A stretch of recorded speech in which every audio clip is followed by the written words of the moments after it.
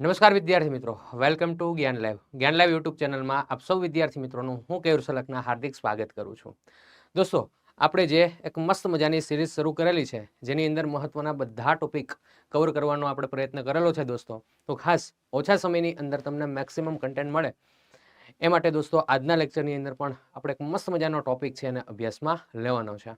દોસ્તો, આ લેક્ચર તમને આગામી સમયગાળામાં લેવાનારી તમામ સ્પર્ધાત્મક પરીક્ષાઓની અંદર ઉપયોગી થશે. તો ખાસ બધા દોસ્તોએ લેક્ચરને છેલ્લે સુધી જોવાનો છે. આ લેક્ચરની અંદર દોસ્તો હું તમને ટોપિક ભણાવીશ, પછી એના MCQ સોલ્વ કરાવીશ અને 5 MCQ તમને હું હોમવર્કમાં આપીશ. એનો આન્સર તમારે નીચે ચેટબોક્સની અંદર છે એ કોમેન્ટના સ્વરૂપે લખવાનો રહેશે. ક્લિયર? બધા રેડી છો? ચાલો તો દોસ્તો શરૂઆત કરીએ આજના સેશનની. તો ખાસ ભારતના ઇતિહાસની અંદર એક મહત્વપૂર્ણ સમયગાળો દોસ્તો કહી શકાય કે જ્યારે આપણે અંગ્રેજોની ગુલામીમાં હતા અને એ ગુલામીમાંથી મુક્ત કરવા માટે કેટલાક એવા શહીદ થયેલા અને કેટલાક એવા ક્રાંતિકારીઓ જે છે એનું એક વિશેષ મહત્વ દોસ્તો આપણા ઇતિહાસની અંદર રહેલું છે. તો દોસ્તો આ ક્રાંતિકારીઓની જે જીવનગાથા છે, જીવન પરિચય છે, એની આપણે આ લેક્ચરની અંદર ચર્ચા કરવાની છે. અહીંયા તમે થંબનેલની અંદર જોઈ રહ્યા છો વાસુદેવ બળવંત ફડકે તમે જોઈ રહ્યા છો દોસ્તો, બરાબર, કે જેમણે ભારતની અંદર ક્રાંતિકારી પ્રવૃત્તિની શરૂઆત કરેલી હતી. બરાબર, તો આ વ્યક્તિથી જ આપણે આજના લેક્ચરની છે દોસ્તો શરૂઆત કરીએ છીએ. ભારતના ઇતિહાસની અંદર ક્રાંતિકારી પ્રવૃત્તિમાં જેનું નામ મોખરે છે એવા વ્યક્તિ એટલે કે વાસુદેવ બળવંત ફડકે. દોસ્તો, વાસુદેવ બળવંત ફડકે જે છે એમના જીવન પરિચયની વાત કરીએ તો એમનો જન્મ થતો હોય છે મહારાષ્ટ્ર રાજ્યની અંદર. પર્ટિક્યુલર લોકેશન સાથે આપણે યાદ રાખીશું શિરડોણ નામનું સ્થળ છે, ત્યાં આગળ એમનો જન્મ થતો હોય છે. તો પહેલો મુદ્દો યાદ રાખો, જન્મ એનો થશે શિરડોણ, જે મહારાષ્ટ્રની અંદર આવેલું છે. વર્ષ 1845 છે, પણ વર્ષ જનરલી આનું યાદ નહીં રાખો તો ચાલશે. ઓકે, એમના પિતાનું નામ શું છે તો કે બળવંત ફડકે. પિતાનું નામ શું છે? બળવંત ફડકે છે. ઓકે, એમની માતાનું નામ છે સરસ્વતી દેવી. માતાનું નામ શું છે દોસ્તો? સરસ્વતી દેવી છે. ઓકે, અહીંયા એક વિશેષ મહત્વ દોસ્તો એમના દાદાનું પણ રહેલું છે. હમણાં થોડી વારમાં તમને એની ચર્ચા કરું. એમના દાદાનું નામ છે અનંતરાવ ફડકે. દાદાનું નામ શું છે? અનંતરાવ ફડકે. ઓકે, હવે વાસુદેવ બળવંત ફડકે ક્રાંતિકારી પ્રવૃત્તિની અંદર જોડાય છે તો એની પાછળનું રીઝન શું છે એને સમજવાનો પ્રયત્ન કરો દોસ્તો. આ વ્યક્તિ એવા છે ને કે જે અંગ્રેજોની સાથે હતા અને અંગ્રેજોની સામે પડતા હોય છે. કઈ રીતે સમજો? વાસુદેવ બળવંત ફડકે પોતાનો પ્રારંભિક જે અભ્યાસ છે એ પરિપૂર્ણ કરીને આ વ્યક્તિ અંગ્રેજોની સરકારી કચેરીઓની અંદર એક ક્લાર્ક તરીકે ફરજ બજાવતા હતા. પરિસ્થિતિ એવી બને છે કે વાસુદેવ બળવંત ફડકેના માતા એટલે કે સરસ્વતી દેવી એમની તબિયત ખરાબ થઈ. એટલે વાસુદેવ બળવંત ફડકે અંગ્રેજોને રિક્વેસ્ટ કરી કે મારે લીવ રિપોર્ટ મૂક્યો કે ભાઈ મારે છે એ મમ્મીની તબિયત સારી નથી, એટલા માટે ઘરે જવું છે, મને તમે રજા આપો. અંગ્રેજોને લાગણીનો છાંટો નહીં, અંગ્રેજોએ રજા આપી નહીં. ઓકે, વાસુદેવ બળવંત ફડકે જે છે ચૂપ થઈ ગયા. થોડા સમય પછી એમની માતાનું અવસાન થયું, તબિયત ખૂબ ખરાબ થઈ અને એમનું અવસાન થયું. અને ત્યારે દોસ્તો વાસુદેવ બળવંત ફડકે જે છે એનો કૂટો છેટકો એ કે આ ભૂત જેવા અંગ્રેજો છે ને એની ગુલામી કરવી નથી. નોકરીમાંથી રાજીનામું આપ્યું. નોકરીમાંથી રાજીનામું આપ્યું અને ભારત દેશની અંદર જેટલા પણ અંગ્રેજોથી પીડિત વ્યક્તિઓ છે ને આ બધાનો સંપર્ક કરવાનું શરૂ કર્યું. તો ખાસ યાદ રાખો કે આ વ્યક્તિ જે છે એ અંગ્રેજોની સરકારી કચેરીમાં ક્લાર્કના પદે ફરજ બજાવતા હતા. બરાબર, અને એમની માતાનું જે અવસાન થયું ને સરસ્વતી દેવીનું, એના કારણે આ વ્યક્તિ જે છે એ અંગ્રેજોની ગુલામીમાંથી મુક્ત થાય છે. મતલબ કે એની ગુલામી જેવી નોકરી મારે કરવી નથી એમ કહીને ત્યાંથી રાજીનામું પછી નોકરી જાતિ કરી દઈ છે.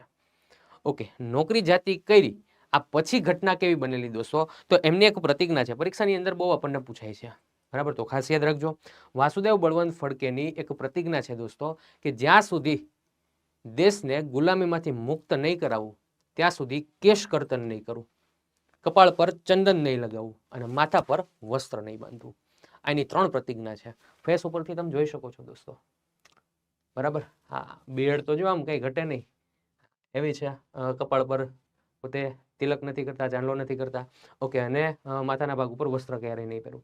આવી એમની એક પ્રતિજ્ઞા હતી. તો એમની પ્રતિજ્ઞા બી ખાસ આપણે દોસ્તો યાદ રાખશું કે જ્યાં સુધી ભારત દેશને ગુલામીમાંથી મુક્ત નહીં કરાવું ત્યાં સુધી કેશ કર્તન નહીં કરું, કપાળ પર ચંદન નહીં લગાડું અને માથા પર વસ્ત્ર નહીં બાંધવું. આ એમની પ્રતિજ્ઞા રહેતી હોય છે દોસ્તો. નેક્સ્ટ આગળ કન્ટિન્યુ કરીએ દોસ્તો. તો જ્યારે આ વ્યક્તિએ અંગ્રેજોની જોબ મૂકી આ પછીની ઘટના છે. એમણે ભારતની અંદર ઘણા બધા પીડિત લોકો જે છે એની મુલાકાત લીધી, કેમ કે એક પોતાનો જ અનુભવ હતો કે હું જે રીતે આ નોકરી કરતો હતો મારા મત મુજબ નોકરી હતી, પણ ખરેખર આ અંગ્રેજોની ગુલામી હતી. તો અંગ્રેજોની ગુલામી આપણા ભારતની અંદર બીજા કયા કયા વર્ગ કરી રહ્યા છે એની એણે તપાસ શરૂ કરી.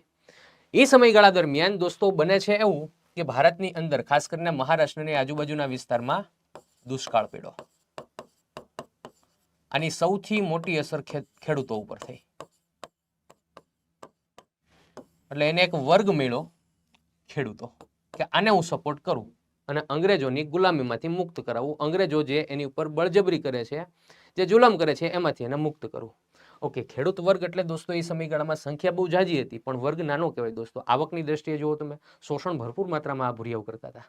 એટલા માટે બનશે એવું દોસ્તો કે વાસુદેવ બળવંત ફડકે સૌથી પહેલા ધનિક લોકોને સંપર્ક કર્યો કે આપણા દેશના ખેડૂતોને અંગ્રેજોના તાબામાંથી મુક્ત કરાવવા માટે આપણે કંઈક એવી પ્રવૃત્તિ કરીએ કે જેના કારણે અંગ્રેજો છે એને સબક મળે અને એના માટે પૈસાની જરૂરિયાત છે. તો ધનિક વર્ગને કીધું તમે મને પૈસા આપશો ખરા, જેથી કરીને આપણે ખેડૂતો માટે સારું એવું કામ કરી શકીએ. કેમ કે દુષ્કાળની પરિસ્થિતિ છે, બહુ જાજા પ્રમાણમાં છે, એ ખેડૂતોને નુકસાન ગયું છે, તો આપણે એને સપોર્ટ કરીએ. પેલા અંગ્રેજોની જેમ આપણે એને હેરાન નથી થવા દેવા. ક્લિયર? એટલા માટે ધનિક લોકોને કીધું. ધનિક લોકોએ ચોખ્ખી ના પાડી દીધી, અમે સપોર્ટ નહીં કરીએ. ઓકે, ઓપ્શન બી વિચાર્યો વાસુદેવ બળવંત ફડકે કે હવે આપણે શિક્ષિત લોકોની મુલાકાત લેવી છે. શિક્ષિત લોકોની મુલાકાત લેવી છે. તો શિક્ષિત લોકોએ પણ જે છે સપોર્ટ કરવા ના પાડી દીધી.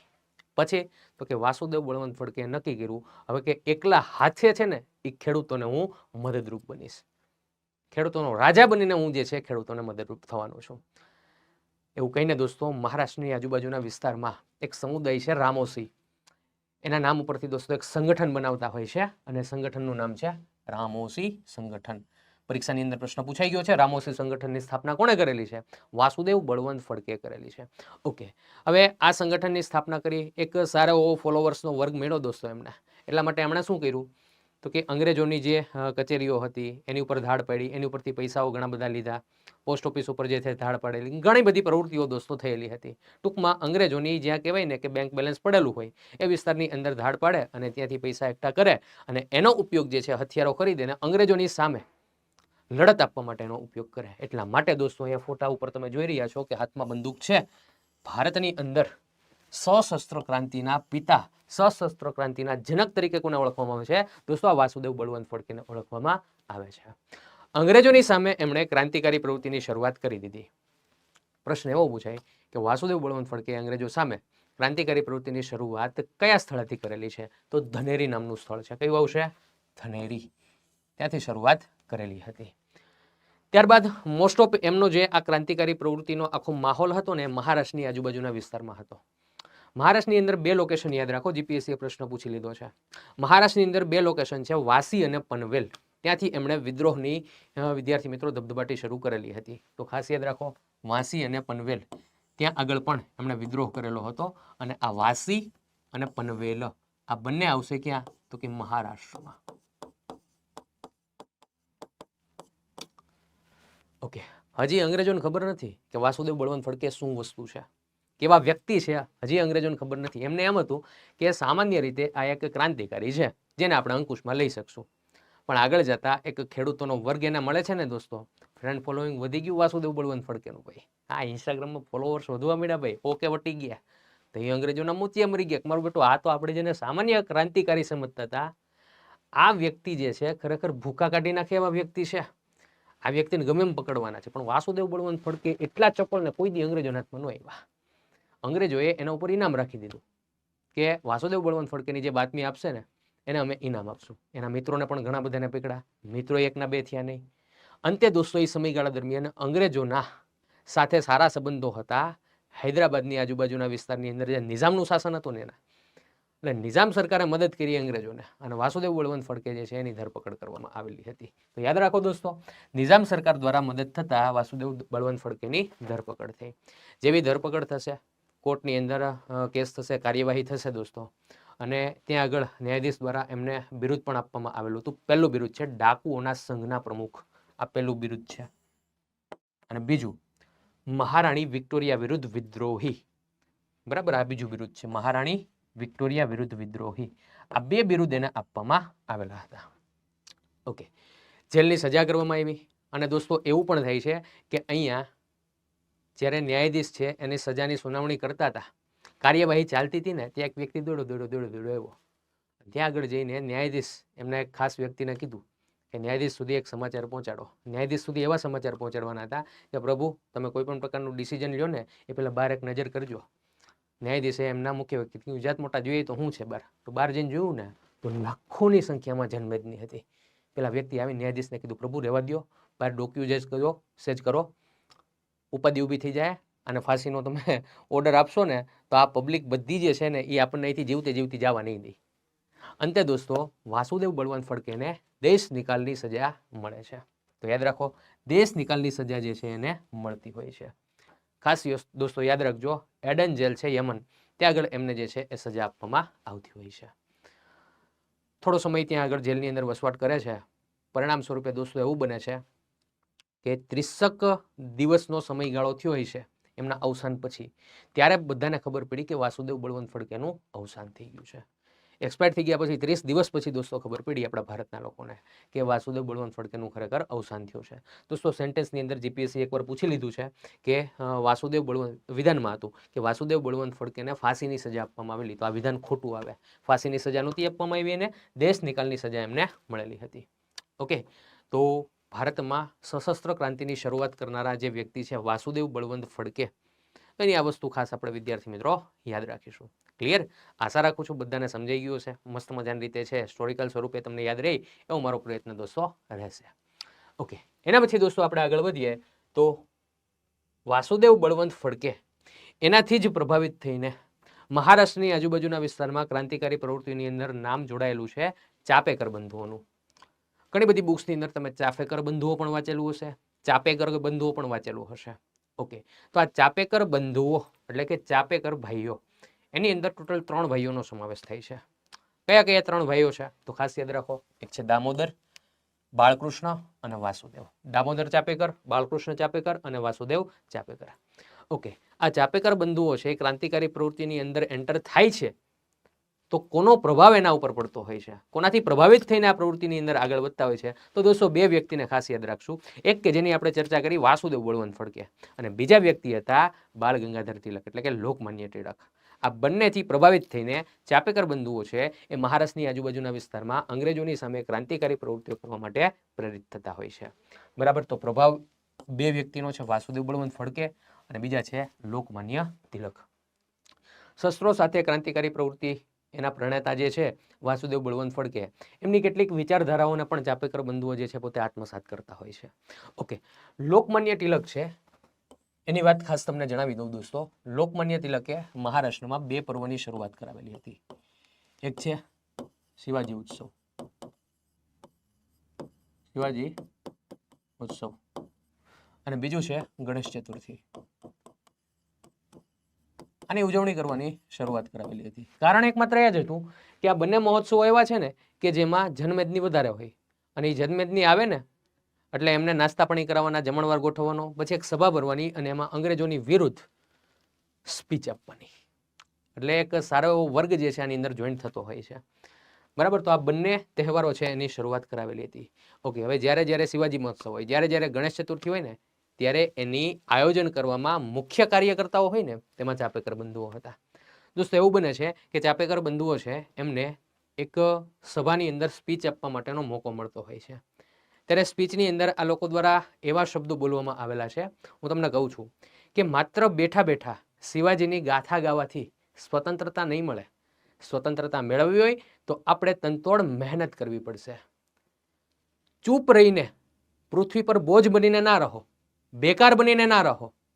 અંગ્રેજોની સામે આપણે લડત આપવાની છે. આવા શબ્દો જે છે એ એમના છે.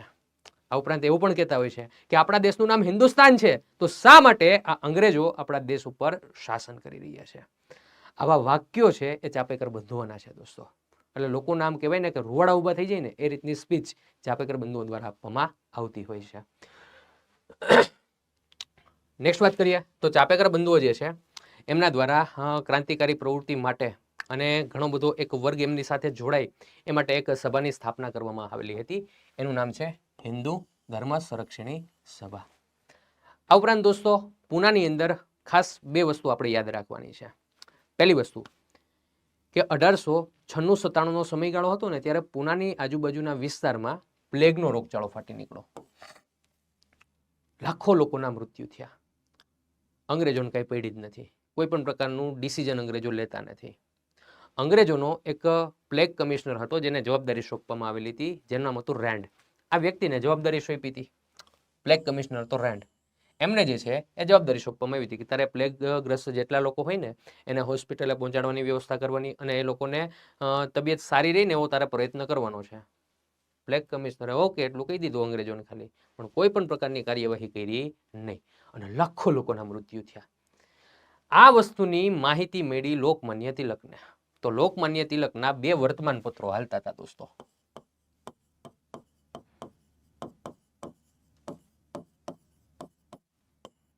એક છે મરાઠા અને બીજો છે કેસરી. કેસરી છે ને મરાઠી ભાષામાં હતું અને મરાઠા છે એ અંગ્રેજી ભાષામાં હતું. મરાઠીની અંદર, મરાઠી ભાષામાં કેસરીની અંદર લોકમાન્ય તિલકે એક લેખ છાપ્યો અને લેખની અંદર માહિતીનો ઉલ્લેખ એવો કર્યો, હેડલાઇન જ એવી મારી કે પ્લેગ કમિશનર રેન્ડ એમણે કોઈ પણ પ્રકારની પ્લેગને કંટ્રોલમાં લેવા માટે કાર્યવાહી નથી કરી. અને આ વસ્તુ વાંચી ગયા ચાપેકર બંધુઓ. ચાપેકર બંધુએ નક્કી કર્યું કે આપણા ગુરુએ આજે લેખ છાપ્યો છે ને ખોટો ન હોય, પ્લેગ કમિશનરને ગોતો. પ્લેગ કમિશનર રેન્ડ જે છે એને ગોઈતો પડાકે દઈ દીધો એને. તો અહીંયા આગળ પ્લેગ કમિશનર રેન્ડની હત્યા સાથે પણ કોણ સંકળાયેલું છે? ચાપેકર બંધુઓ સંકળાયેલા છે. એની તો હત્યા કરી, પણ સાથે સાથે એમના સાથીદાર હતા જેનું હતું આયેસ્ટ. નામ શું હતું એનું? આયેસ્ટ. જીવનમાં પહેલી વાર સાંભળવું હોય એવું બની શકે દોસ્તો. આ બંનેની હત્યા કરતા હોય છે ચાપેકર બંધુઓ. તો આવી ઘટના પણ એમની સાથે સંકળાયેલી છે. સાથે સાથે દોસ્તો પૂનાની અંદર વ્યાયામ શાળાઓ પણ એમણે શરૂ કરાવેલી છે. તો યાદ રાખો બીજી વસ્તુ કે પૂનામાં વ્યાયામ શાળાઓ પણ એમણે શરૂ કરાવેલી હતી. આપણા ગુજરાતની અંદર વ્યાયામ શાળા છે શરૂ કરવામાં આવેલી હતી, એનું નામ શું છે એ તમારે નીચે કમેન્ટ બોક્સની અંદર મને કહેવાનું છે. હા, પુરાણી બંધુઓ છોટુભાઈ પુરાણી અને અંબુભાઈ પુરાણી એમની સાથે સંકળાયેલા છે, પણ એ વ્યાયામ શાળાનું નામ શું છે ને એ તમારે નીચે કમેન્ટ મને કરીને આપવાનું રહેશે. ઓકે, પરિણામ સ્વરૂપે આ 3 ભાઈઓ જે છે બરાબર ચાપેકર બંધુઓ છે એમને 1 બાય 1 ત્રણેયની ગિરફ્તારી થઈ છે અને 3ને જે છે દોસ્તો છેલ્લે ફાંસીની સજા આપવામાં આવતી હોય છે અને આ ક્રાંતિકારીઓ પોતે શહીદ થતા હોય છે.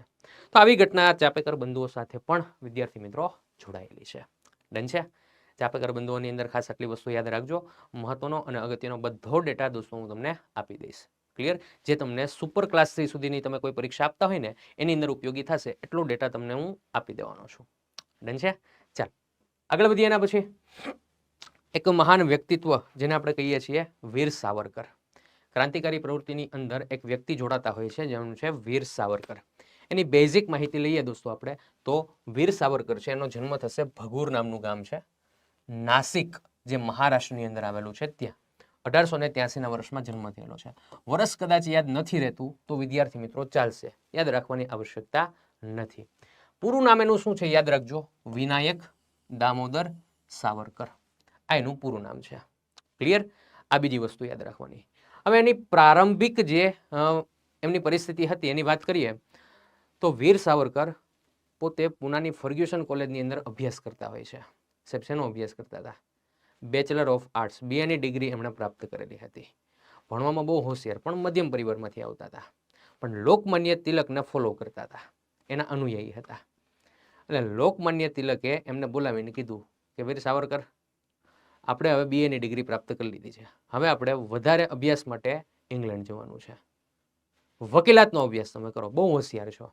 એટલે વીર સાવરકરે કીધું કે પ્રભુ ગુરુ હું ત્યાં જાઉં તો ખરો પણ એના માટે બહુ ઝાઝા એવા પૈસા જોઈએ અને હું મધ્યમ પરિવારમાંથી આવું છું ને એટલા બધા પૈસા મારી પાસે છે નહીં. ત્યારે એને લોકમાન્ય તિલકે કીધું તું જરાય ઉપાધિ કરમાં, આપણા ભારતના જ 2 વ્યક્તિઓ ઇંગ્લેન્ડની અંદર છે, શ્યામજી કૃષ્ણ વર્મા અને સરદારસિંહ રાણા. એ લોકો શિષ્યવૃત્તિઓ ચલાવે છે અને નામ પણ શિષ્યવૃત્તિના એવા જ છે, મહારાણા પ્રતાપના નામ ઉપરથી છે, છત્રપતિ શિવાજીના નામ ઉપરથી છે, કે એના પૈસાનો ઉપયોગ કરીને તું ત્યાં આગળ શિષ્યવૃત્તિ મેળવીને જા અને અભ્યાસ કર અને વકીલાતનો અભ્યાસ તું કર. વીર સાવરકર છે એ તૈયાર થતા હોય છે. વીર સાવરકર જશે ક્યાં? તો કે ઇંગ્લેન્ડ. રહેવાનું ક્યાં?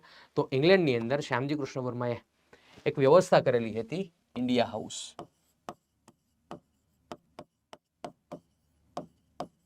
કઈ જગ્યાએ? તો કે ઇંગ્લેન્ડમાં. એની અંદર બે પ્રકારની વ્યવસ્થા હતી. પહેલી વ્યવસ્થા એવી કે જે ભારતના વ્યક્તિઓ ક્રાંતિકારી પ્રવૃત્તિમાં જોડાવા માંગે છે તો એમને ત્યાં આશરો મળતો. અને બીજી વ્યવસ્થા એવી હતી કે જેમણે અભ્યાસ કરવો છે, મતલબ કે કોઈ વકીલાતનો અભ્યાસ કરવો છે, એન્જિનિયરિંગનો અભ્યાસ કરવો છે, તે સમયગાળામાં ઇંગ્લેન્ડની અંદર પબ્લિક જાતું. આ બે પ્રકારની વ્યવસ્થા કરવામાં આવી ઇન્ડિયા હાઉસની અંદર, ઇંગ્લેન્ડમાં.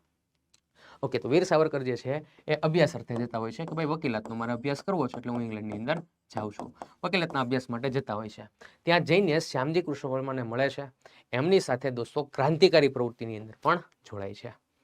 તો આ ઘટના બનતી હોય છે વીર સાવરકર સાથે. તો ઇંગ્લેન્ડ અભ્યાસ કરવા માટે જાય છે. પ્રારંભિકમાં પુનાની ફર્ગ્યુસન કોલેજની અંદર બીએનો અભ્યાસ પૂરો કર્યો. લોકમાન્ય તિલકના અનુયાયી હતા. એમના માર્ગદર્શનથી ઇંગ્લેન્ડની અંદર પોતે વકીલાતનો અભ્યાસ કરવા માટે જતા હોય છે.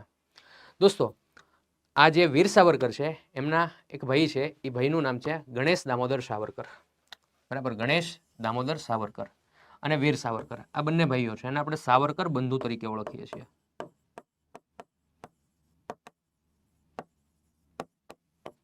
વીર સાવરકર એટલે કે વિનાયક દામોદર સાવરકર ને બીજા ગણેશ દામોદર સાવરકર. આ બંને ભાઈઓ છે અંગ્રેજો સામે લડત સારી આપતા હોય છે. એના માટે પોતે જે છે નાની ઉંમર હતી. હવે વિચાર કરો, 1883માં જેમનો જન્મ થયેલો છે અને 1899ના વર્ષની અંદર, એટલે એપ્રોક્સ તમે ગણો ને તો 16 વર્ષની ઉંમર હશે, ત્યારે એમના ભાઈ સાથે એક ક્રાંતિકારી સંગઠનની સ્થાપના કરતા હોય છે, જેનું નામ છે, વિદ્યાર્થી મિત્રો, મિત્રમેલા સંસ્થા. અને આ મિત્રમેલા સંસ્થા છે એ 1904ના વર્ષમાં, એટલે કે સ્થાપના થયા પછી 5 વર્ષ પછી 1904માં અભિનવ ભારત નામે ઓળખાતી હોય છે. એક ક્રાંતિકારી પ્રવૃત્તિ માટેનું એક સેન્ટર કહી શકાય, એક સંસ્થા કહી શકાય. બરાબર, જે ઘટના બનતી હોય છે 1904માં. એના પછી દોસ્તો 1905માં વાઇસરોય કર્ઝન જ્યારે ભારતમાં હતો ત્યારે એણે બંગાળનું વિભાજન કરેલું હતું. તો એ સમયગાળા દરમિયાન 3 પ્રકારની કાર્યવાહીઓ થતી હતી કે સ્વદેશી વસ્તુઓ અપનાવો, રાષ્ટ્રીય શિક્ષણ અપનાવો અને વિદેશી માલસામાન હોય એનો બહિષ્કાર કરવાનો. તો વિદેશી કાપડ જે છે એની હોળી કરવા માટેનો સૌ પ્રથમ કોઈએ જો વિચાર આપેલો હોય ને દોસ્તો, તો એ કોણ હતા? વીર સાવરકર હતા. કે અંગ્રેજોની જેટલા પણ કાપડ આપણા ઘરમાં હોય ને બધાએ ભેગું થઈને ગામના ચોરામાં રાખવાનું અને ગામના ચોરે જે છે બધું ભેગું કરીને દિવાળી મૂકી દેવાની, બધે પ્રતિજ્ઞા લેવાની કે આજ પછી આ બુદ્ધ જેવા અંગ્રેજો છે એમની એક પણ વસ્તુ અમે યુઝ કરશું નહીં, વિદેશી કાપડની હોળી કરવાની. આ પ્રકારનો આખો કન્સેપ્ટ લાવનારા કોઈ વ્યક્તિ હોય ને દોસ્તો, તે કોણ હતા? વીર સાવરકર હતા. એમનો ઇમેજ છે દોસ્તો, એમના ઉપરથી વાત કરી દઉં એક, તો અત્યારે એક મૂવી પણ બનેલું છે, રણદીપ હુડાનું મૂવી છે. બરાબર, મેં જોયું છે, મને તો બહુ મજા આવી છે. તમે પણ દોસ્તો જોઈ શકો છો, પણ પરીક્ષા પાસ થઈ જાવ પછી. અત્યારે હાર્ડ એન્ડ ફાસ્ટ જોવાની કોઈ આવશ્યકતા છે નહીં. ચાલો આગળ કન્ટિન્યુ કરીએ દોસ્તો. એના પછી ઘટના બનશે 1907ની. હવે તમને બધાને ખબર છે કે 1857નો સ્વાતંત્ર્ય સંગ્રામ, એની 50 વર્ષ પૂરા ક્યારે થશે? તો કે 1907માં. એટલે એની અર્ધ શતાબ્દી મહોત્સવનું આયોજન કરવામાં આવ્યું હતું. એની અંદર વીર સાવરકર દ્વારા એક પુસ્તક બહાર પાડવામાં આવેલું હતું અને એ પુસ્તકનું નામ શું છે? The Indian war of independence. આ પુસ્તક છે એમના દ્વારા શરૂ કરવામાં આવેલું હતું. હવે એમણે આ પુસ્તક આખું છાપી દીધું. પુસ્તકની અંદર લેખ લખેલા હતા અંગ્રેજો વિરુદ્ધ ક્રાંતિકારી પ્રવૃત્તિઓના અને 1857ના સંગ્રામની ઘટનાઓ અને અંગ્રેજો વિરુદ્ધ કાર્યવાહી માટેનું આની અંદર બધું લખાણ છે લખેલું હતું. અંગ્રેજોને ખબર પડી કે વીર સાવરકરે કંઈક ખેલ કર્યો છે, એક પુસ્તક લખ્યું છે અને એમાં આપણી ભરપૂર માત્રામાં કાપણી કરી છે એણે. અંગ્રેજોએ કીધું કે આ પુસ્તક છે ને એની ઉપર પ્રતિબંધ લગાવી દો. વિશ્વનું પ્રથમ પુસ્તક કહી શકાય કે જેની ઉપર પ્રતિબંધ લગાવવામાં આવેલો હોય. બેન લગાવી દીધો, પુસ્તક ઉપર પ્રતિબંધ લગાવી દો, આ પુસ્તકનું વેચાણ થઈ શકશે નહીં. હવે આ બંધ થયું ને એટલે પબ્લિકની અંદર એક જિજ્ઞાસા વૃત્તિ વધી કે અંગ્રેજોએ આની અંદર પ્રતિબંધ લગાવ્યો છે ને તો નકીયામાં અંગ્રેજો વિરુદ્ધની કંઈક કાર્યવાહી છે અને અંગ્રેજોના ખેલનો બધાનો ઉલ્લેખ આની અંદર છે. એટલે પબ્લિકની અંદર જિજ્ઞાસા વધી કે આપણે વાંચવું છે. એ સમયગાળા દરમિયાન દોસ્તો એવું કહેવાય છે એનું ટાઇટલ ચેન્જ કરી નાખવામાં આવ્યું. પિકવિક પેપર્સ અને સ્કાટ્સ પેપર્સ એવું એનું ટાઇટલ જે છે રાખવામાં આવેલું હતું. એક સરકારી પુસ્તકની અંદર દોસ્તો વાંચેલો આ ડેટા છે. બરાબર, આવું ટાઇટલ ચેન્જ કરીને આ પુસ્તકને ભારતની અંદર વેચવામાં આવ્યું. દોસ્તો, ભારતના લોકોએ છે ને ભગવદ્ ગીતા વાંચતા હોય ને એવી રીતે આ પુસ્તકને વાંચ્યું. વિચાર તો કરો છોકરાઓ, બ્લેકમાં છપાયું ને, બ્લેકમાં 3 વાર છપાયું, ડબલ કિંમતે વેચાણું તો એ બ્લેકમાં 3 વાર છપાવવું પડ્યું. આટલું પુસ્તક વેચાણું. આ ઘટના સંકળાયેલી છે વીર સાવરકર સાથે દોસ્તો. ઓકે, હવે જ્યારે ઇંગ્લેન્ડની અંદર અભ્યાસ કરવા માટે જાય છે ને દોસ્તો વીર સાવરકર, ત્યાં એમના એક સાથી મિત્ર મળતા હોય છે અને સાથી મિત્રનું નામ છે મદનલાલ ધીંગરા.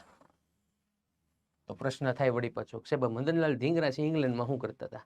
બેટા એ અભ્યાસ કરવા માટે ગયા હતા. શેનો? તો કે મિકેનિકલ એન્જિનિયરિંગનો. બરાબર, હા, અભ્યાસ કરવા માટે ગયેલા હતા. ઇન્ડિયા હાઉસની અંદર જ રહેતા હતા મદનલાલ ધીંગરા છે, વીર સાવરકર છે. બંને એક દિવસ સાંજે છે બે ભાઈઓ બેઠા બેઠા ચાય પે ચર્ચા હાલતી હતી. મદનલાલ ધીંગરાએ કીધું કે ભાઈ આ એક અંગ્રેજોનો અધિકારી છે ને એની વાયડાઈ બહુ વધી ગઈ છે, બહુ તોફાને ચડ્યો છે. એટલે વીર સાવરકરે કીધું કોણ છે? એ કે વિલિયમ વાયલી એનું નામ છે. વીર સાવરકરે શું જવાબ આપ્યો ખબર? બંદૂક કાઢીને સામે મૂકી, ભડાકે દઈ દો કે એને. હવે એ સમયગાળા દરમિયાન મદનલાલ ધીંગરાને વીર સાવરકરે રમતમાં કીધું એક હાસીને કીધું હોય. બીજે દી એ પિસ્તોલ લઈને મદનલાલ ધીંગરાએ કર્નલ વાયલીને ગોળી મારીને ઢીમ ઢાળી દીધું, હત્યા કરી નાખી ભાઈ. આ ઘટના બનતી હોય છે 1909માં. 1909માં કર્નલ વાયલીની હત્યા કરવામાં મદનલાલ ધીંગરાને મદદ કરી હતી. કોણે? તો કે પિસ્તોલ આપી હતી વીર સાવરકરે. દોસ્તો આ ઘટના બની ને એટલે મદનલાલ ધીંગરાની ધરપકડ થશે. મદનલાલ ધીંગરાની ધરપકડ થશે, એને ફાંસીની સજા આપવામાં આવશે. દોસ્તો એવું કહેવાય છે મદનલાલ ધીંગરાને જ્યારે ફાંસી આપવાની હતી ને ત્યારે એને અંગ્રેજો દ્વારા એવો પ્રશ્ન પૂછવામાં આવ્યો, છેલ્લો પ્રશ્ન પૂછવામાં આવ્યો, તમારી આખરી ઈચ્છા કરી ગઈ? ત્યારે મદનલાલ ધીંગરાએ શું જવાબ આપ્યો છોકરો? કે આ જેલની અંદર મારી જેટલી પણ અંગત વસ્તુઓ છે, મારે થાળી, વાટકો, ચમચી, કપડાં, પુસ્તકો, જે કંઈ અંગત વસ્તુઓ છે ને આ બધી વસ્તુ એની હરાજી કરજો અને એમાંથી જે પૈસા આવે ને એ ક્રાંતિકારીઓને આપી દેજો, જેથી કાલ સવાર ઉઠીને બીજો મદનલાલ ધીંગરા ઊભો થાય. આવું એણે કીધું હતું. વિચાર તો કરો છોકરાઓ, એ આ મદનલાલ ધીંગરા, એમને ફાંસીની સજા આપવામાં આવી. ઓકે, એમને મદદ કરી હતી કોણે? વીર સાવરકરે. તો વીર સાવરકરને 1910ના વર્ષની અંદર ધરપકડ કરવામાં આવી. ઇન્ટરનેશનલ કોર્ટ હેગની અદાલતમાં એના ઉપર કેસ ચલાવવામાં આવ્યો અને પરિણામ એવું આવ્યું કે અંતે એમને જે છે એ કાળા પાણીની સજા આપવામાં આવી. કાળા પાણીની સજા ક્યાં મળી એને? તો કે સેલ્યુલર જેલ આંદમાન નિકોબારમાં. યાદ રાખો, ક્યાં? સેલ્યુલર જેલ આંદમાન નિકોબાર, ત્યાં આગળ એને મોકલવામાં આવેલા હતા. દોસ્તો એવું કહેવાય છે કે જ્યારે એને કાળા પાણીની સજા માટે આંદમાન નિકોબાર લઈ આવવામાં આવતા હતા ને ત્યારે એને જહાજની અંદર લઈ આવવામાં આવતા હતા. હવે એમનો અનુભવ અંગ્રેજોને બહુ ઓછો હતો, હતો ખરો પણ ઓછો હતો. જેવું જહાજ નીકળે છે ને આજુબાજુમાં પોલીસવાળા બેઠા હતા. વીર સાવરકરે જહાજમાંથી સીધો સમુદ્રની અંદર ઠેકડો માર્યો. તરતા તરતા તરતા તરતા તરતા તરતા સીધા પહોંચશે ક્યાં દોસ્તો? ફ્રાન્સ પહોંચી જશે. તરવાની ફૂલ માસ્ટરી છોકરો. તરતા તરતા સીધા ક્યાં જતા રહેશે? તો કે ફ્રાન્સ જતા રહેશે. ફ્રાન્સના લોકોએ છે ને એને પકડીને ફરી પાછા કોને આપી દીધા? અંગ્રેજોને આપી દીધા. એટલે અંગ્રેજોએ હવે શું કર્યું? તો કે આમ વજન થોડોક વધારી દીધો, હાથ પગ બાંધી દીધા વ્યવસ્થિત, ગળામાં પેલી મોટી સાંકળ એવી પહેરાવી દીધી, 3 જણા આ બાજુ ને 3 જણા આ બાજુ, એવી રીતે ફરી પાછા એને જહાજમાં બેહારીને લઈ જાય છે. ઓકે, ધીમે ધીમે આ વ્યક્તિ જે છે આંદમાન નિકોબાર સુધી પહોંચે છે. આંદમાન નિકોબાર જ્યારે આવી ગયું અને જ્યારે એને જેલની અંદર લઈ જતા હતા તો ફરી પાછું બધી વસ્તુ કાઢીને પાછો ધુબકો મેળો સમુદ્રમાં. તરતા તરતા તરતા તરતા તરતા તરતા પહોંચી ગયા ક્યાં? તો કે આપણે ચોરવાડમાં. તો પ્રશ્ન થાય સાહેબ ગુજરાતના ચોરવાડમાં પહોંચી ગયા? હા, ચોરવાડમાં પહોંચી ગયા. તરતા તરતા ચોરવાડમાં એમાં એના કારણે જ દોસ્તો તમને ખબર હોય તો ચોરવાડની અંદર આપણા ગુજરાતમાં આવેલું ચોરવાડ સૌરાષ્ટ્રમાં આવેલું છે. વીર સાવરકર તરણ સ્પર્ધાનું આયોજન થાય છે. આ તરણ સ્પર્ધામાં તરવાનું હોય છોકરાઓને, સમજાય છે? તો એ નામ કોનું આપવામાં આવ્યું છે? વીર સાવરકરનું આપવામાં આવેલું છે. દોસ્તો વીર સાવરકરને આંદમાન નિકોબારની જેલ પડેલી હતી એટલા માટે ત્યાં આગળ એક ઇન્ટરનેશનલ એરપોર્ટ આવેલું છે પોર્ટ બ્લેર ખાતે, જેને પણ વીર સાવરકરનું નામ આપવામાં આવ્યું છે, વીર સાવરકર ઇન્ટરનેશનલ એરપોર્ટ. એમની પ્રતિમા પણ છે એ આંદમાન નિકોબારની અંદર પ્રસ્થાપિત કરવામાં આવેલી છે. આ સેલ્યુલર જેલનો જે વિસ્તાર છે ને ત્યાં. તો આવું એક મહાન વ્યક્તિત્વ કહી શકાય દોસ્તો. એ કોણ હતા? વીર સાવરકર હતા. 1911થી લઈને 1924 સુધી એ જેલમાં રહેતા હોય છે. ઓકે, પછી હિન્દુ મહાસભાની અંદર પણ આગળ જતા જોડાશે. ઓકે, પણ એક પરિસ્થિતિ એવી બનેલી છે કે આપ સૌ સારી રીતે જાણો છો કે 30 જાન્યુઆરી 1948 ગાંધીજીની હત્યા દિલ્હીમાં બિરલા હાઉસ ખાતે કરવામાં આવેલી હતી. નથુરામ ગોડસેએ એમની હત્યા કરેલી હતી ગોળી મારીને. તો નથુરામ ગોડસેએ જ્યારે ગોળી મારીને એની પહેલા છેલ્લો કોલ કોને કરેલો હતો? વીર સાવરકરને. એટલે માનહાનિનો કેસ પણ એની ઉપર લાગતો હોય છે કે ભાઈ ગાંધીજીની હત્યા પાછળ જવાબદાર વ્યક્તિ તરીકે પણ આની ઉપર શંકા કરવામાં આવતી હોય છે. આની ઉપર કોર્ટમાં કેસ પણ ચાલે છે અને મજાની વાત તો એ છે દોસ્તો કે વીર સાવરકરનો કેસ એમને પોતાને સોલ્વ કરવા માટે સરકારે આપેલો હતો અને દોસ્તો એવું કહેવાય છે કે આઝાદ ભારતનું ન્યાયતંત્ર છે એ વીર સાવરકરને જે છે એ પોતે મુક્ત કરી દેતા હોય છે કે નહીં, આ કેસની અંદર એમની કોઈ પણ પ્રકારની કાર્યવાહી જોવા મળતી નથી. એ પ્રૂફ થતું હોય છે અને વાસ્તવિકતા પણ એ હતી કે ક્યાંય પણ જોડાયેલા નહોતા. બરાબર. તો માનહાનિનો કેસ પણ એની ઉપર થયેલો હતો ગાંધીજીની હત્યા સાથે, પણ આઝાદ ભારતનું જે ન્યાયતંત્ર છે એને નિર્દોષ જાહેર કરતું હોય છે. બરાબર. અને દોસ્તો ખાસ યાદ રાખો, એમનું અવસાન થતું હોય છે 1966માં. 1966માં વીર સાવરકરનું અવસાન થતું હોય છે. ક્લિયર. અને એમના દ્વારા એક સેન્ટેન્સ આપવામાં આવેલું છે કે સુરાજ કદી સ્વરાજનું સ્થાન લઈ શકતું નથી. બરાબર. સુરાજ કદી સ્વરાજનું સ્થાન લઈ શકતું નથી. કોણ બોલેલા છે? વીર સાવરકર બોલેલા છે. ક્લિયર. તો આ પ્રકારનું એક મસ્ત મજાનું વ્યક્તિત્વ ક્રાંતિકારી પ્રવૃત્તિ સાથે જોડાયેલું તો વીર સાવરકર, એની મેં તમને માહિતી આપી. આશા રાખું છું કે બધાને બહુ મજા આવી છે, આનંદ આવ્યો છે, મોજના દોરા છૂટતા છે. ઓકે, ચાલો હવે પછી પાછા આપણે આગળના ક્રાંતિકારી વિષયની ચર્ચા કરીએ. વાત કરીએ દોસ્તો, એના પછી આવે છે ચંદ્રશેખર આઝાદ. દોસ્તો એક મહાન વ્યક્તિત્વ કહી શકાય, જેમની એક પ્રતિજ્ઞા હતી કે આઝાદ છું અને આઝાદ રહીશ, જ્યાં સુધી જીવીશ ત્યાં સુધી અંગ્રેજોના હાથે પકડાઈશ નહીં. એ ચંદ્રશેખર આઝાદ. દોસ્તો એમનો જન્મ ક્યારે થતો હોય છે? તો 1906માં. ભાભર ગામ છે મધ્યપ્રદેશ રાજ્યની અંદર, ત્યાં આગળ એમનો જન્મ થતો હોય છે. ઓકે, એમનું પૂરું નામ શું છે? તો ચંદ્રશેખર સીતારામ તિવારી એનું પૂરું નામ છે. ઓકે, માતા પિતાના નામ શું છે? તો કે માતાનું નામ છે જાગરણી દેવી અને પિતાનું નામ છે સીતારામ તિવારી. ઓકે, હવે જ્યારે એમનો જન્મ થયો ત્યારથી માત્ર 13-14 વર્ષની ઉંમર હશે. એ સમયગાળા દરમિયાન ગાંધીજીએ પોતાનું રાષ્ટ્રવ્યાપી પ્રથમ આંદોલન શરૂ કર્યું હતું. એ આંદોલન એટલે અસહકારનું આંદોલન.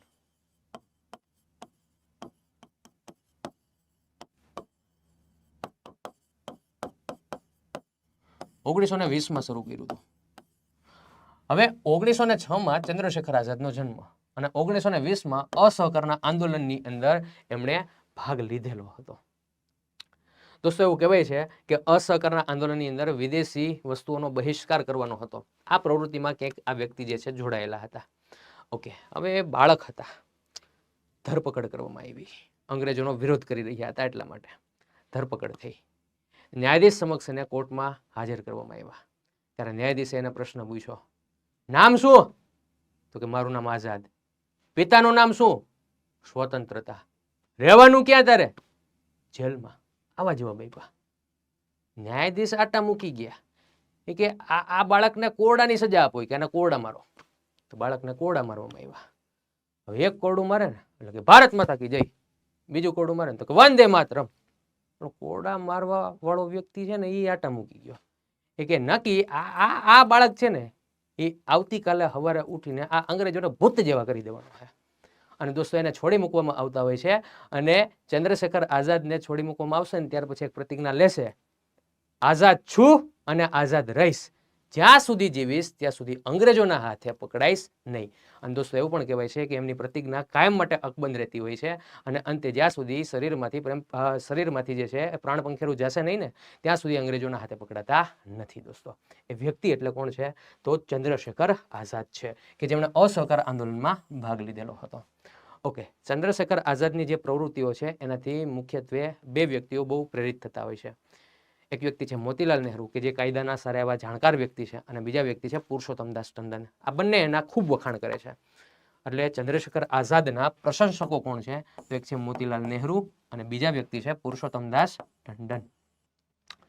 ઓકે, ચંદ્રશેખર આઝાદની દોસ્તો આપણે વાત કરીએ તો ખાસ માહિતી આપું તમને તો 1924ના વર્ષમાં HRA ક્રાંતિકારી સંગઠન બનતું હોય છે, Hindustan Republican association.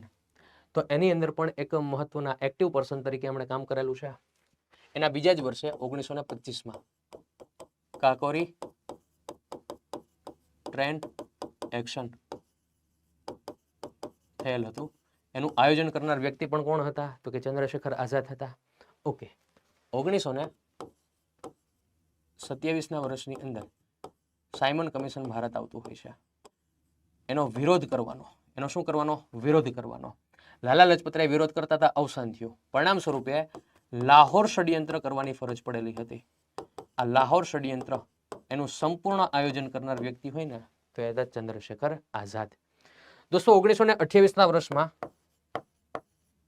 HSRA Hindustan socialist Republican association આ ક્રાંતિકારી સંગઠન બનતું હોય છે. એની અંદર પણ મહત્વનું યોગદાન ચંદ્રશેખર આઝાદનું દોસ્તો રહેલું છે. આ ઉપરાંત વાત કરીએ તો 1929માં કેન્દ્રીય ધારાસભામાં બોમ્બ ફેંકવામાં આવેલો હતો અને બોમ્બ ફેંકનાર બે વ્યક્તિઓ હતા ભગતસિંહ અને બટુકેશ્વર દત્ત. આ બોમ્બ ફેંકવાની સમગ્ર બાબતનું આયોજન, આ ઘટનાનું આયોજન કરનાર વ્યક્તિ કોણ હતા? તો કે બાપુ ચંદ્રશેખર આઝાદ હતા. ઘટે કઈ છોકરાઓ, આવા એક વ્યક્તિત્વ વિશે દોસ્તો આપણે જાણવું ખૂબ જરૂરી બનતું હોય છે. બરાબર. અને આપણે વાત કરેલી એમ કે પોતાની એક પ્રતિજ્ઞા હતી કે આઝાદ છું અને આઝાદ રહીશ, જ્યાં સુધી જીવીશ ત્યાં સુધી અંગ્રેજોના હાથે પકડાઈશ નહીં. આ પ્રતિજ્ઞા જે છે એ અંત સુધી પોતાના જીવનના છેલ્લા શ્વાસ સુધી એક બંધ રાખતા હોય છે. દોસ્તો એ કહેવાય છે કે ઉત્તર પ્રદેશ રાજ્યની અંદર અલ્હાબાદ અને અત્યારનું પ્રયાગરાજ, ત્યાં આગળ આલ્ફ્રેડ પાર્ક આવેલો. એક ભારતીય વ્યક્તિને મળતા હોય છે ચંદ્રશેખર આઝાદ. ભારતીય વ્યક્તિ એને છે એ કહેતો હોય છે કે ભાઈ તમારે અંગ્રેજો વિરુદ્ધ ક્રાંતિકારી પ્રવૃત્તિ કરવી હોય તો હું તમને સપોર્ટ કરી શકું એમ છું. ચંદ્રશેખર આઝાદે કીધું કઈ રીતે? એ તમારે પૈસા જોઈએ, ભંડોળ જોઈએ તો મારી પાસે વ્યવસ્થા છે. ત્યારે ચંદ્રશેખર આઝાદ દોસ્તોને શું જવાબ આપે છે કે મારે તમારા પૈસાની આવશ્યકતા નથી. મારે અંગ્રેજોની સામે સંગઠન બનાવવું હશે, ક્રાંતિકારી પ્રવૃત્તિ કરવી હશે, શસ્ત્રો ખરીદવા હશે, ક્રાંતિકારી પ્રવૃત્તિ કરવી હશે તો હું અંગ્રેજોને જ લૂંટીશ અને અંગ્રેજોને લૂંટેલા હશે એ જ પૈસા અને એ જ હથિયારોથી એની સામે લડત આપીશ. એમાં મજા જ કંઈક અલગ છે છોકરાઓ, સમજાય છે? આવી વિચારધારા છે એ ચંદ્રશેખર આઝાદની હતી. એટલે એ ભારતીય વ્યક્તિ ત્યાંથી જય ભારત છત્ર રવાના થઈ ગયો. બહાર જઈને અંગ્રેજોને જાણ કરી દીધી કે આલ્ફ્રેડ પાર્કમાં ચંદ્રશેખર આઝાદ છે.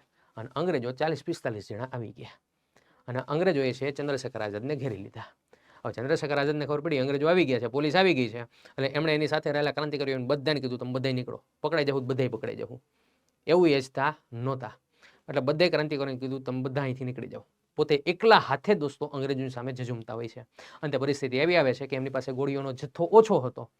એના પરિણામ સ્વરૂપે ચંદ્રશેખર આઝાદે છેલ્લી ગોળી વધેલી હતી પોતાને મારીને એમણે શહીદી વહોરી લીધી. આ રીતે એમની પ્રતિજ્ઞા ઉપર છેલ્લે સુધી એક બંધ રહેતા હોય છે. એ વ્યક્તિ એટલે ચંદ્રશેખર આઝાદ છે દોસ્તો. અને ચંદ્રશેખર આઝાદ એ શહીદ ક્યારે થતા હોય છે? તો 27 ફેબ્રુઆરી 1931. કઈ જગ્યાએ? યાદ રાખો, આલ્ફ્રેડ પાર્ક, પ્રયાગરાજ ખાતે આવશે. પહેલા ઉત્તર પ્રદેશની અંદર અલ્હાબાદ કહેવાતું, અત્યારે પ્રયાગરાજ પણ કહેવાય છે. બરાબર, ઉત્તર પ્રદેશમાં આવેલ છે. આ ઘટના દોસ્તો બનતી હોય છે કોની સાથે? તો ચંદ્રશેખર આઝાદ સાથે દોસ્તો બનતી હોય છે. એના પછી આગળ કન્ટિન્યુ કરીએ દોસ્તો આપણે, તો પછીનો એક મહાન વ્યક્તિત્વ કહી શકાય છે ભગતસિંહ. દોસ્તો ભગતસિંહની વાત કરીએ તો એમનો જન્મ થતો હોય છે બંગા નામનો એક કસ્બો છે લાયલપુર, કે જે અત્યારે પાકિસ્તાનના લાહોરમાં આવેલું છે. 1907માં એમનો જન્મ થતો હોય છે. દોસ્તો એમના પિતાનું નામ શું છે? તો કે સરદાર કિશનસિંહ છે. માતુનું નામ તો કે વિદ્યાવતી કૌર છે. એમના કાકાનું નામ તો કે અજીતસિંહ છે. દોસ્તો એવું કહેવાય છે કે એમના પિતા કિશનસિંહ અને એમના કાકા અજીતસિંહ બંને ક્રાંતિકારી પ્રવૃત્તિ સાથે જોડાયેલા હતા. એટલે આ વ્યક્તિને ક્રાંતિકારી પ્રવૃત્તિમાં પ્રેરિત થવા માટે કોઈ બહારની સલાહ લેવાની જરૂરિયાત નહોતી. ઘરમાંથી જ સલાહ મળી રહેતી હતી એને અને પ્રેરણા મળી રહેતી હતી એને, સમજાય છે? તો આ વ્યક્તિ એટલે ભગતસિંહ છે. દોસ્તો ભગતસિંહનો જન્મ થયેલો છે 1907માં. આ વ્યક્તિની 13 વર્ષની ઉંમર હતી ત્યારે અસહકારના આંદોલનની અંદર જોડાશે. અસહકારના આંદોલનની અંદર જોડાણા પરિસ્થિતિ કંઈક એવી બનશે કે 1920 થી 1922 સુધી અસહકારનું આંદોલન ચાલશે અને 1922માં ઉત્તર પ્રદેશના ગોરખપુરમાં ચોરી ચોરાનો બનાવ બનશે. એટલે આ અસહકારનું આંદોલન છે એ મોકૂફ રાખવામાં આવશે. એટલે ગાંધીજી સાથે જોડાયેલા કેટલાક વ્યક્તિઓ અલગ થયા. એમાંના એક વ્યક્તિ હતા ભગતસિંહ. અને ભગતસિંહે ત્યારે નક્કી કર્યું કે હવે આઝાદી માગવાથી નહીં મળે, છીનવવી પડશે. અને તે ક્રાંતિકારી પ્રવૃત્તિની અંદર પોતે જોડાતા હોય છે. બરાબર, એટલે કહી શકીએ કે અસહકારના આંદોલન બાદ ક્રાંતિકારી પ્રવૃત્તિઓ એમણે શરૂ કરેલી હતી. આની પણ વાત કરીએ તો દોસ્તો HRA સંગઠનની અંદર હતા 1924માં. કાકોરી ટ્રેન કાર્યવાહી જે થઈ એની અંદર પણ આ વ્યક્તિ જોડાયેલા હતા. HSRAના સભ્ય પણ હતા. કેન્દ્રીય ધારાસભામાં એમણે અને બટુકેશ્વર દત્ત બંનેએ બોમ્બ પણ ફેંકેલો હતો. એ સમયગાળા દરમિયાન વાઇસરોય હતો ઇરવિન. બરાબર, આ બધી ઘટના એમની સાથે સંકળાયેલી છે. ઓકે, લાહોર ષડયંત્રની અંદર પણ જોડાયેલા હતા. અને દોસ્તો ખાસ યાદ રાખજો, લાહોર ષડયંત્ર અંતર્ગત એમના ઉપર કેસ થતો હોય છે અને એમને ફાંસીની સજા આપવામાં આવતી હોય છે. 3 ભાઈઓ હતા, ભગતસિંહ, સુખદેવ અને રાજગુરુ, કે જેને લાહોર ષડયંત્ર એ કેસ અંતર્ગત ફાંસીની સજા આપવામાં આવેલી હતી. તારીખ યાદ રાખજો, 23 માર્ચ 1931. ઓકે. ભગતસિંહે કેટલાક ક્રાંતિકારી સંગઠનો પણ બનાવેલા હતા, જેના નામ પણ પરીક્ષાની અંદર આપણને પૂછાય છે. એક છે એમાંથી કીર્તિ કિસાન પાર્ટી, બીજું છે નવજવાન ભારત સભા, અને ત્રીજું છે લાહોર છાત્ર સંઘ, જે એમણે સુખદેવ સાથે મળીને બનાવેલું હતું, લાહોર છાત્ર સંઘ. જ્યારે લાહોરની સેન્ટ્રલ જેલમાં ભગતસિંહ હતા ને, એ સમયગાળા દરમિયાન એમણે એક પુસ્તક લખેલું હતું. એ પુસ્તકનું નામ છે વાય આઈ એમ અન એથિસ્ટ, મતલબ કે હું નાસ્તિક કેમ છું. આવું પુસ્તક એમણે જેલમાં લખેલું હતું. ક્લિયર છે? અને એમને ફાંસીની સજા મળતી હોય છે 23 માર્ચ 1931. તો આ વસ્તુ પણ ખાસ આપણે વિદ્યાર્થી મિત્રો યાદ રાખશું.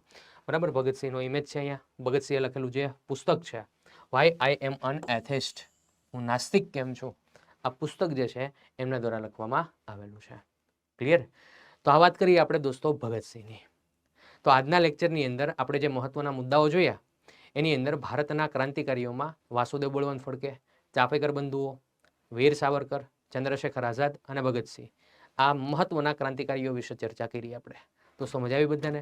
આશા રાખું છું કે બધાને ખૂબ મજા આવી હશે. બહુ સરસ મજાની રીતે તમે આનો અભ્યાસ કરી લીધો છે. હવે ફટાફટ જે છે તમને 5 મિનિટની અંદર હું પ્રશ્નો આપી દઉં, પ્રશ્ન સોલ્વ કરાવી દઉં. 5 પ્રશ્નો તમને આપું અને પછી દોસ્તો આપણે આ લેક્ચરને પૂર્ણાહુતિ તરફ આગળ વધીએ છીએ. ક્લિયર? ચાલો, પહેલો પ્રશ્ન છે, વાસુદેવ બળવંત ફડકેનો જન્મ ભારતના કયા રાજ્યમાં થયો હતો? રાજ્યનું નામ દોસ્તો તમને અહીંયા પૂછી લીધું છે. ઓકે.